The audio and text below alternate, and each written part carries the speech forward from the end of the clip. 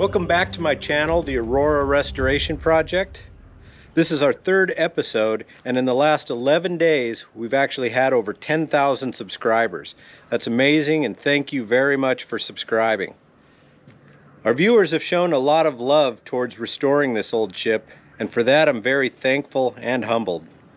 Many of our viewers have taken an interest in either volunteering or donating towards the restoration of the Aurora. For that being said, I've created a Patreon group. If you join our group, I'm going to offer you content that's only available to our Patreon subscribers, as well as merchandise that you can only get within that group. So please come support us and join our Patreon. The link is down below. So in this video, I'd like to dive into some of the rich history of the Aurora and show you why she's one of the most historic luxury liners left in existence still today. Later in this video, I'd like to show you a project that we're currently working on, the railing and the cap rails. There's a lot of metal work and a lot of woodwork going on, and we're hoping to make some pretty good progress during 2022. So we'll show a lot of this during the next videos as things start to come back. So if you're enjoying our project videos, like, subscribe, and share. If you keep watching, we'll keep making videos.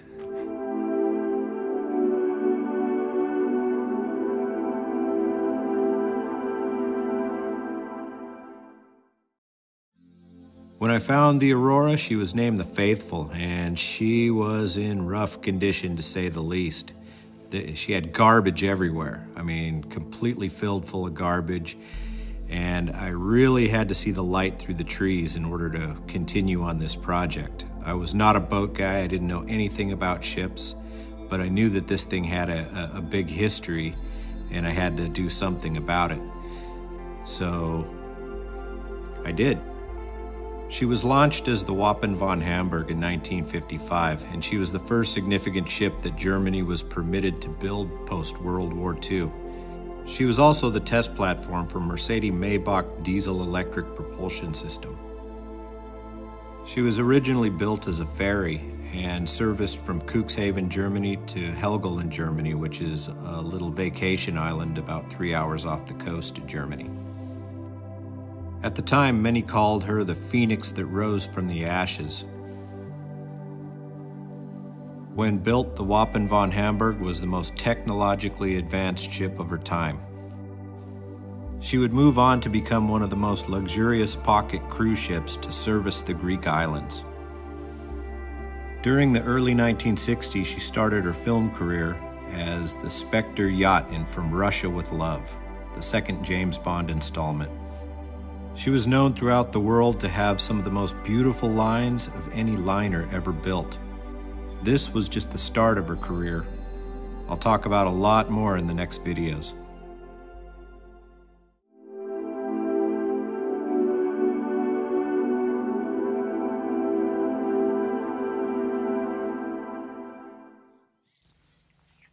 When it was finally time to start on the decks, I started tearing up the plastic, and geez, the decks were just absolutely done. Some of it was teak, and some of it was a teak substitute, I'm not sure, maybe a mahogany, and it looked terrible. The railings were no exception either. They were bent up, broke. They did not survive the test of time. So we tore up the decks and we started removing all of the old railing, but the cap rails, it looked just good enough to save. We didn't want to get rid of any of that. So we took our plasma cutter and our angle grinders and anything that we could take to cut, and we took these things apart. We dismantled them, and we kept what we could, and we got rid of the rest.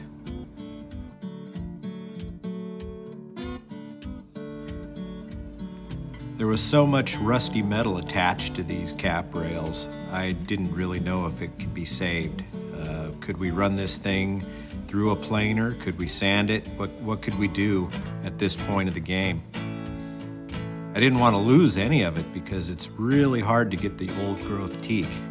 After checking all the alternatives, we decided to, at all costs, save what we could of this old teak. The steel rails, that was a whole nother problem. This stuff was done. We had to get rid of all of this stuff, and we're still in the process of getting rid of it. But as you can see, it didn't stand the test of time like the teak did. It's amazing that the wood could actually last longer than the steel. Ah, and the gutters. Yeah, this was an interesting day. Removing this thick steel and finding a bunch of holes, that's never something that you want to see when you're working on a ship. I'm actually surprised I didn't find more holes than I did, and a lot of this rust slag actually patched the holes so the water wouldn't intrude into the ship. So after I removed all this rust slag, I actually welded up all of the holes that I found and put a nice coat of epoxy paint on. But that's only going to be good for a few years, so I think our next move is going to be to cut out the old gutters and actually weld in new steel. And although it seems like a huge job, it's actually a fairly simple job.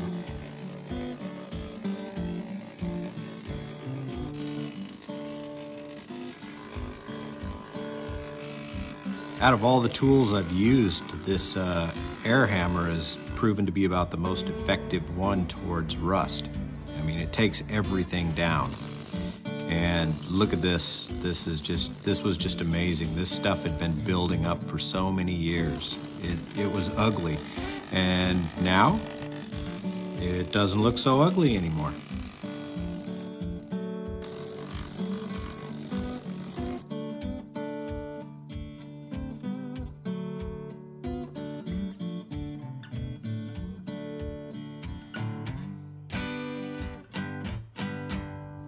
And after removing all the rust slag, we had big piles on the deck that we had to scoop up and take to the landfill.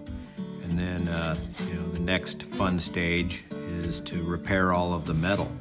You could see a bunch of holes if you look at the gutters, and they're on the sides, they're in the back, things that people, cut away in order to make the gutters work for what they needed them to work for. But they didn't really solve any problem. All they did was help to rot the decks out. So after cleanup, I cut away the old metal, and you can see that big piece of metal there actually had big holes in it, and anything that rained onto the decks would go right onto the fantail, and it did that for years, and it actually rotted out a lot of the fantail. One of the most important parts of restoring a ship is definitely to take care of your decks first, and these decks had no maintenance for years and years. All of the railings needed to be disposed of, and this piece of wood that I have my hand on, that piece of wood I wanted to try and save. That's one of the worst pieces of wood. If we could save that, we could save all of it. For safety reasons, I had to put on another rail immediately, so I had to prep all of the metal and go buy new pipe in order to get this job underway.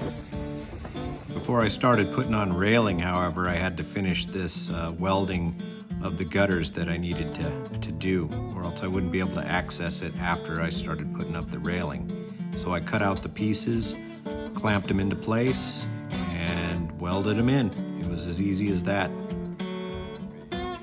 So I gave my dad the job of working on the old rails. His first task was to pull out all of the metal appendages that actually resided on each piece of wood, and they did not want to come out. These things were rusted in there, and we thought we would have to destroy a lot of the wood in order to remove this stuff. And with a little finesse, he managed to get most of it out. All of this excess metal, I thought, when we started trying to get it out, that the wood would break and we would find out that the wood was far more rotted than anticipated.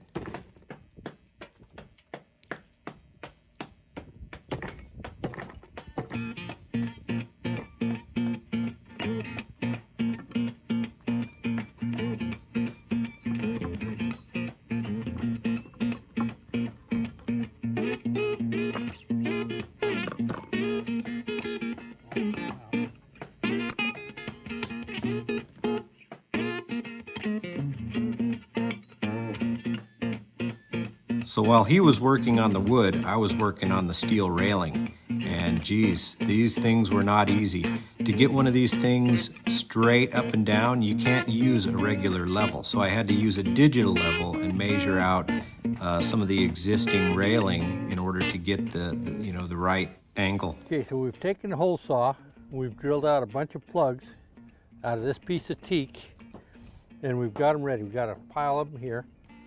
So we can get started. We're going to drill out these holes and put some plugs in. Okay, let's get started.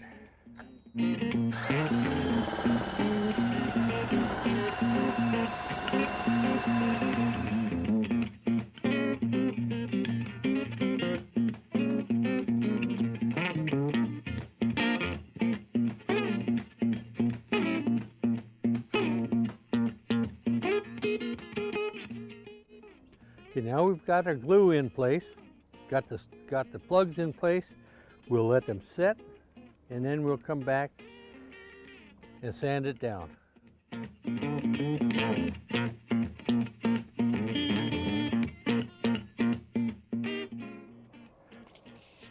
Okay, we've let this set overnight. We'll make sure everything's set up, the plugs and everything.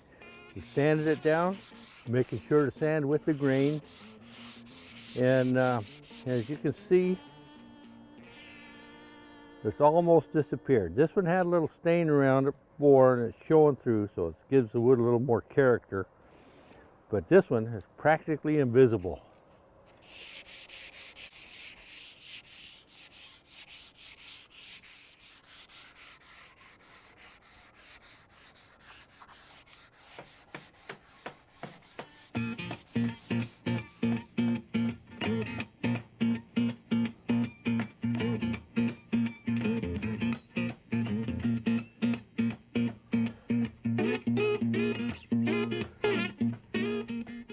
Okay, that finishes our first coat.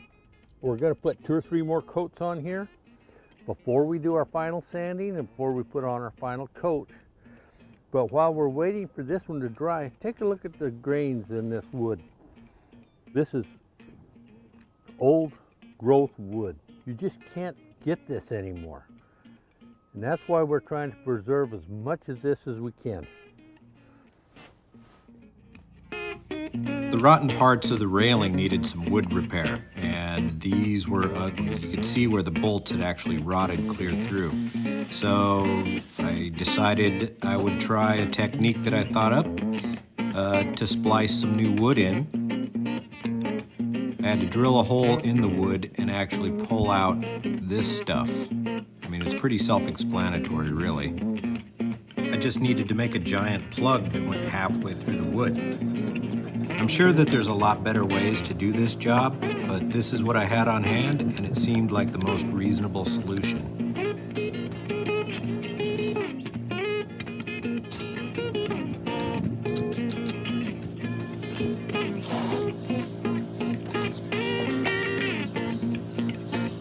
I had a few more teak boards on hand, so I decided to cut my plugs out of a similar wood.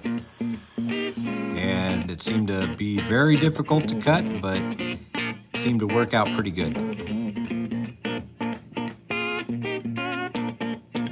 Now, before we finish putting the final coats on this piece of rail, I needed to size it up to the new steel that we just installed. I didn't quite weld it yet, but it looks great. Thank you so much for watching my video. If you enjoyed this, please like and subscribe.